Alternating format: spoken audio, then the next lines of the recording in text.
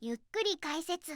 今の俳優には絶対に出せない色気と凄み、昭和の男が憧れた和製ハードボイルドアクションスター伝説ベスト10。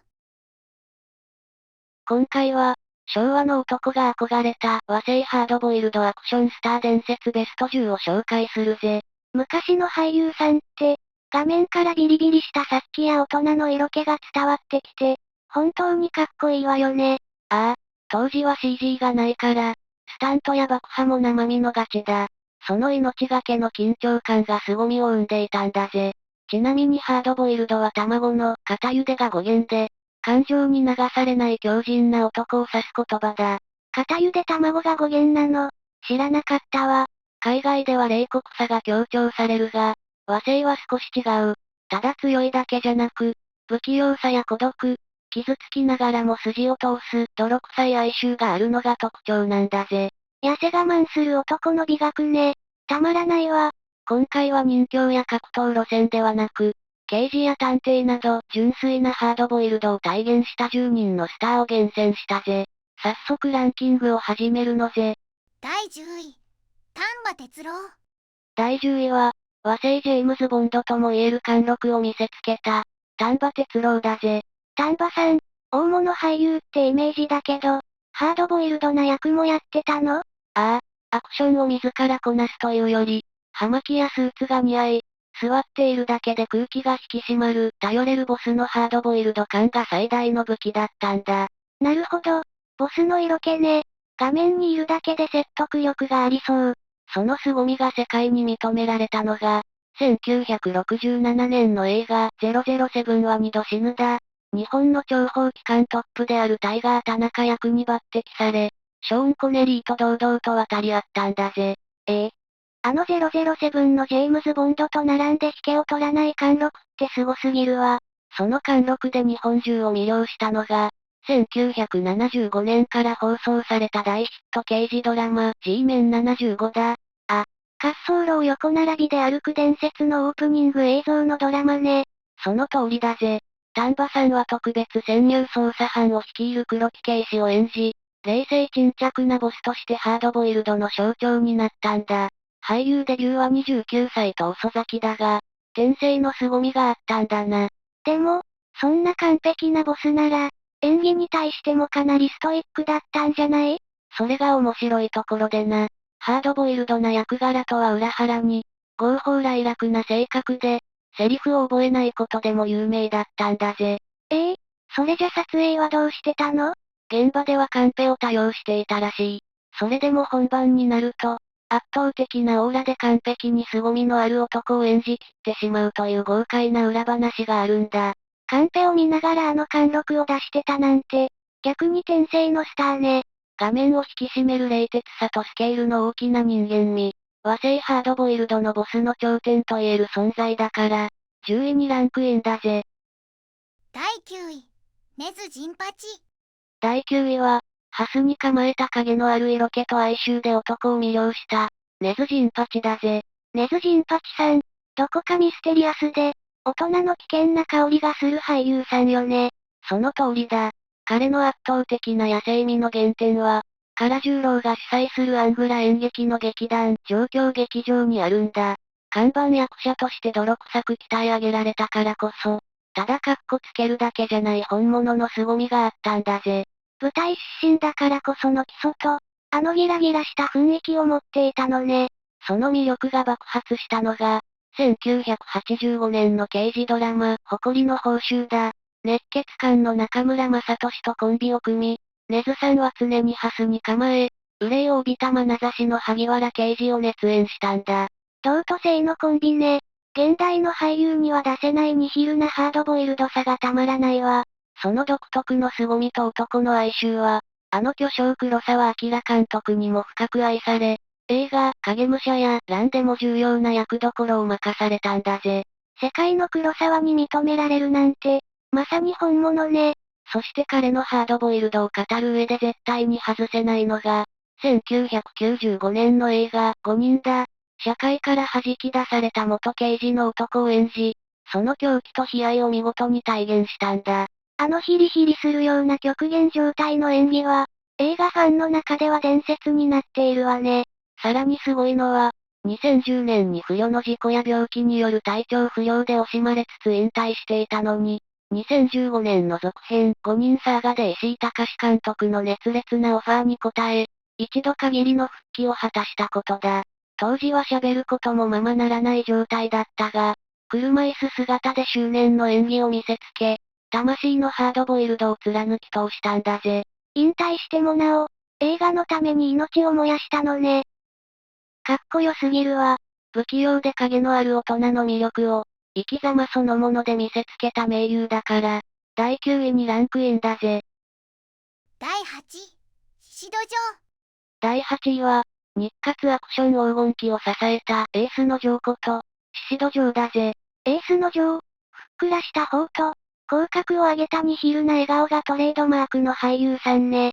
ああ、1950年代後半から、小林明たちのライバルや殺し屋役として大活躍し、主役を食うほどの強烈な存在感を誇ったんだ。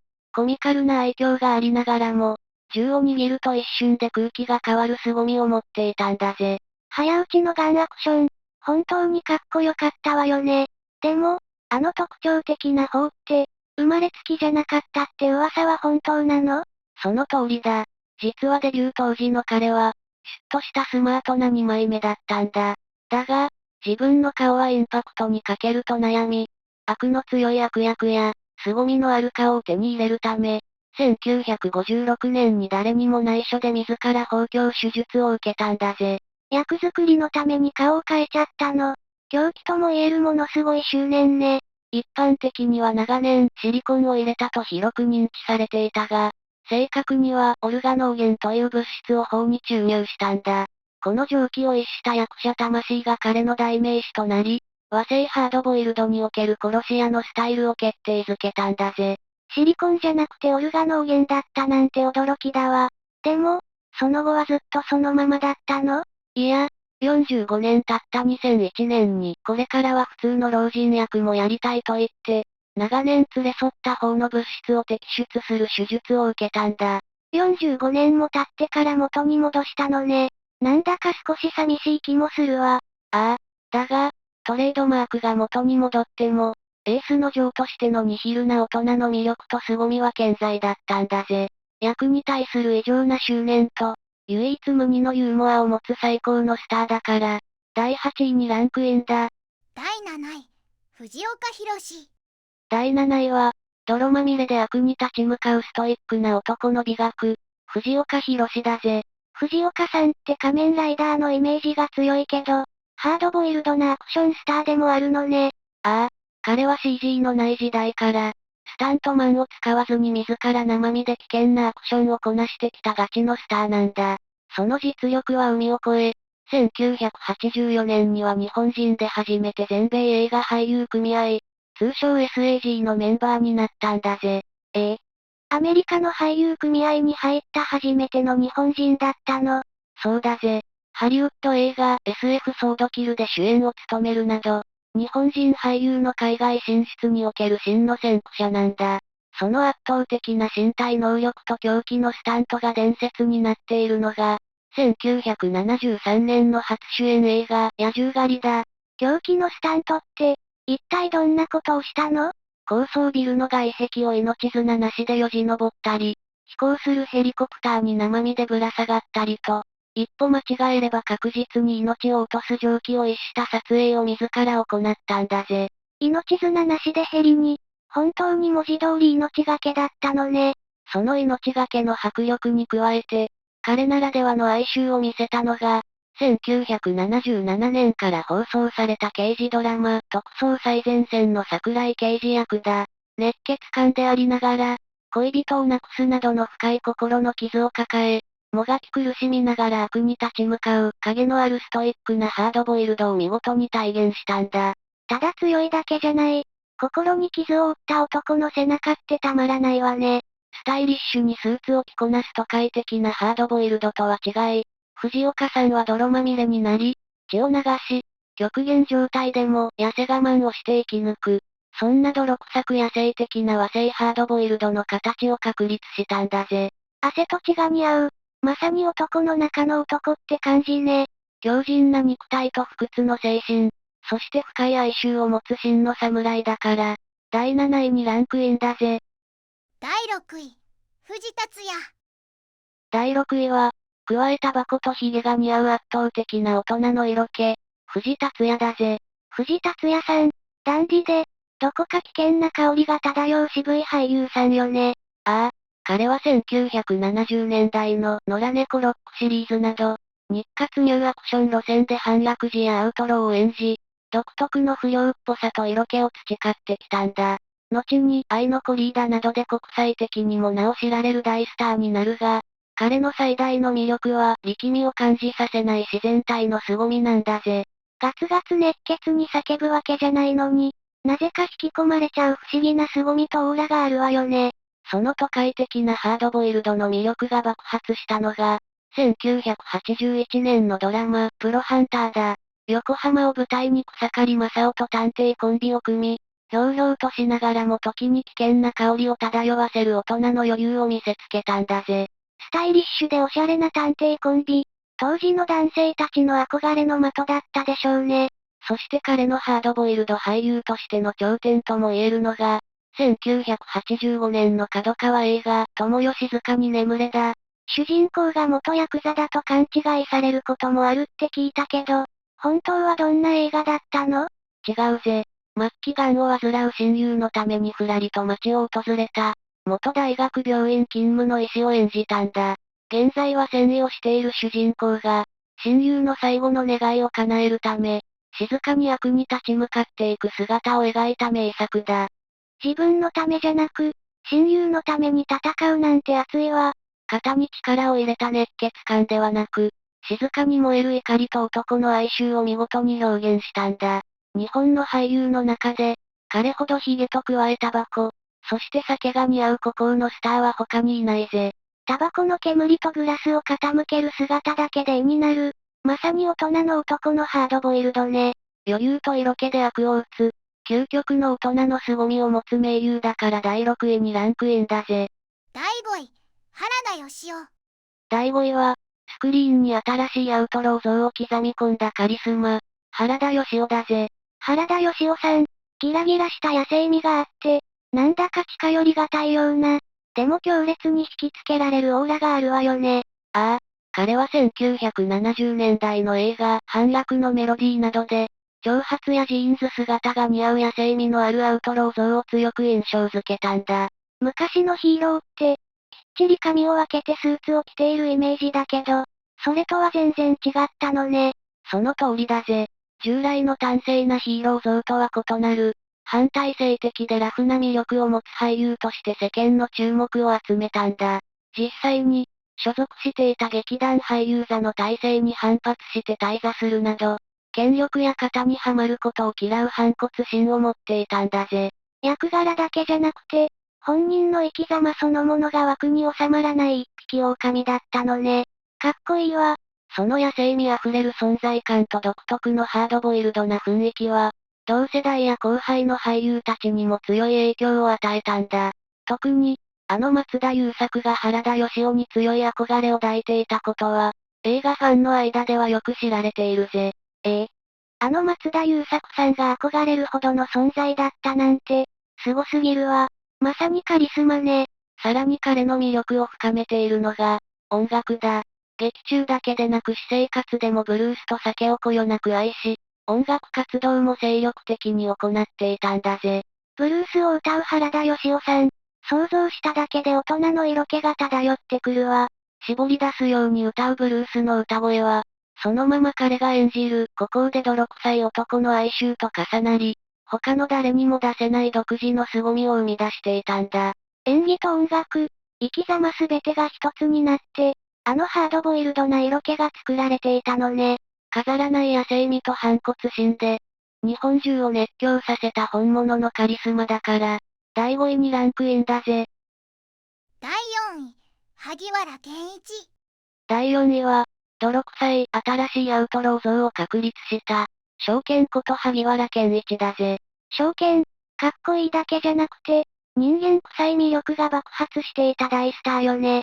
ああ、グループサウンズから俳優へ転身し、太陽にほえろの初代新人マカロニ刑事役でブレイク。彼が演じた、通り魔に不意打ちで刺されて死ぬという泥臭い最後は、その後の刑事ドラマにおける、殉職の原型を作ったんだぜ。主人公があっけなく泥臭く死んじゃうなんて、当時の視聴者は衝撃だったでしょうね。そして彼のカリスマ性を決定づけたのが、1974年のドラマ、傷だらけの天使だ。主人公を演じ、トマトやコンビーフをかじり牛乳を飲む伝説のオープニングや、彼が着たメンズビギの服は大流行し、若者の憧れの的になったんだ。まさに社会現象ね。でも、彼はどんなハードボイルドだったの？決して無敵で強いヒーローじゃないんだ。騙されたり、泣き叫んだりする情への脆さと不器用さを前面に出した。この泥臭いスタイルが、新しいハードボイルドとして熱狂的に支持されたんだぜ。弱さを見せられる男って、逆にすごく色気があるわよね。さらにアクション映画の金字塔が、1992年の深作金次監督作、いつかギラギラする日だ。現生強奪を繰り返す熟練ギャング神崎を熱演したんだぜ。熟練のギャング、大人の危険な香りがプンプンするわ。激しいカーチェイスや銃撃戦の中で、年齢を重ねてさらに鋭利さを増した狂気と、不器用な男の哀愁を見事に体現した。日本映画界に、証券ここにありを再び知らしめた傑作だぜ。年をとってもギラギラし続けるなんて、まさに生粋のハードボイルドスターね。もがき苦しむ男の美学を誰よりもリアルに演じきった天才だから、第4位にランクインだぜ。第3位、天地茂。第3位は、眉間のシワと哀愁漂うニヒルの象徴、天地茂だぜ。天地茂さん、眉間に深く刻まれたシワと、どこか影のある憂いを帯びた表情がたまらなく渋い俳優さんよね。ああ、昭和のテレビや映画界において、ニヒルで孤独な男といえば真っ先に名前が挙がる、和製ハードボイルドの象徴的な存在なんだぜ。あの表情を見ているだけで、男の背負う重さが伝わってくるんだ。まさに大人の男の魅力って感じだわ。ハードボイルドな代表作といえば何になるの？ 1973年から放送された刑事ドラマ、非常のライセンスだ。主人公の相田刑事を熱演し、法で裁けない悪を憎み、非常な手段も辞さない孤高の生き様が、多くの大人たちを魅了したんだぜ。非常な手段を使ってでも悪を打つなんて、ダークヒーローみたいでかっこいいわね。さらにこのドラマでは、エンディングテーマの昭和ブルースも自ら歌っていたんだぜ。凄みのある演技だけでなく、彼の底知れぬ哀愁と虚無感を見事に表現していて、ドラマの世界観と完璧にリンクする名曲として語り継がれているんだ。自分の主演ドラマで男の哀愁を歌い上げるなんて、最高にクールだわ。そしてもう一つ、生涯の当たり役となったのが1977年から始まった、江戸川乱歩の美女シリーズの名探偵明智小五郎役だ。トレンチコートをバシッと着こなして、難事件を解決する名探偵ね。その通りだぜ。スタイリッシュなトレンチコートの着こなしはもちろん、変装を解いて正体を表すシーンで見せる圧倒的なダンディズムは、当時の視聴者の目に強烈に焼き付いているんだ。あのゴムマスクの変装を剥がすシーン、大人の色気があって一度見たら忘れられないわよね。深い哀愁と孤独、そしてトレンチコートの美学をテレビ界で最も完璧に演じきった名優だから、文句なしの第3位にランクインだぜ。第2位、渡哲也。第2位は、多くを語らず背中で見せる寡黙な男の美学、渡哲也だぜ。渡哲也さん、日本の警察のボスといえば、真っ先に名前が挙がるほどの圧倒的な存在感よね。ああ、1960年代には日活のアクション映画、ブライシリーズなどでニヒルな魅力を発揮し、その後テレビの世界で日本中を熱狂させる大スターへと飛躍したんだ。ペラペラと多くを語ることはなく、いざという時には命を懸けて部下を守り抜く、寡黙で義理がたいボスの美学が最大の魅力なんだぜ。頼れるボスといえば、やっぱりあのド派手な刑事ドラマのイメージが強烈だわ。1970年代から80年代にかけて放送された大都会の黒岩軍団、そして西部警察の大門団長だな。ド派手なカースタントや爆破の中で、悪に立ち向かう絶対的なボスの姿を見せつけたんだぜ。あの角刈りにサングラス姿、たまらなく渋かったわよね。彼が西部警察で確立した角刈り、レイバンのティアドロップ型サングラス、そしてレミントン M31 ショットガンを構える姿は、和製ハードボイルドにおける最強のビジュアルとして当時の男たちの脳裏に焼き付いているんだぜ。銃を構える姿だけで、あれだけ説得力がある人は他にいないわね。そして年齢を重ね、さらに深い凄みを見せたのが、2004年の映画、レディ・ジョーカーだ。大企業を脅迫する誘拐犯グループの首謀者役として、社会の不条理と静かに対峙する姿を熱演したんだぜ。いつもは警察のボスのイメージだけど、犯人役だったのね。派手なアクションがなくても、凄みが伝わってきたの？ああ、社会の底辺で生きる男の怒りと悲哀を抱え、ただそこに座って睨みを聞かせるだけで画面を完全に支配してしまうんだ。年齢を重ねて到達した、静かで重厚な大人のハードボイルドの極致だな。アクションがあってもなくても、本物の凄みと説得力は変わらないのね。画面から滲み出る圧倒的な重厚感と男気。日本中が憧れた本物のボスだから、堂々の第2位にランクインだぜ。第1位、松田優作。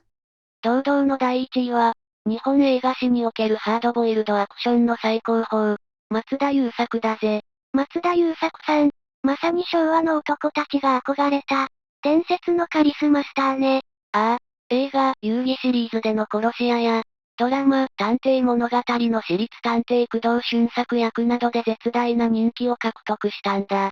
冷酷なガンアクションの中に、コミカルで人間臭いユーモアを絶妙に混ぜ合わせる、彼にしかできないスタイルを完成させたんだぜ。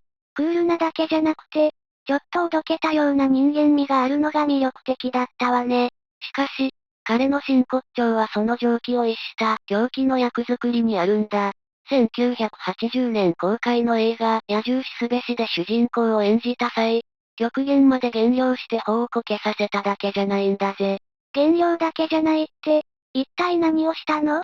野獣のような狂気を表現するために、なんと自ら健康な上下の奥歯を計4本抜くという凄まじい役作りを行ったんだ。